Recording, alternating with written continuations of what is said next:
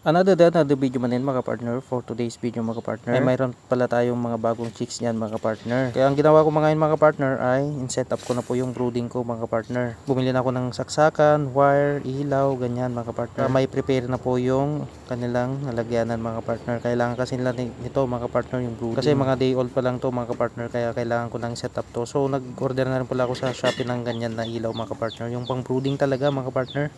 So ganyan ang ginagawa ko muna mga partner. Bago ko sila linagay dito sa brooding mga partner ay nagtimpla muna ako ng tubig na may asukal mga partner. Kasi yung mga chicks natin mga partner ay stress sa biyahe. So ang ginawa ko dyan mga partner ay hindi ko muna sila pinakain ng 30 minutes mga partner. Ang mga chicks pala natin dito mga partner, ang pangalan nila ay Rhode Island White, D107, and then Blue Jeans mga partner. Yung Rhode Island White yan mga partner ay pure breed po yan mga partner. Pwedeng pang breed po yan mga partner. Yung D107 naman po mga partner ay pang egg production po yan mga partner. Malakas mangitlog, malalaki ang itlog, at the same time malakas din magkarne mga partner.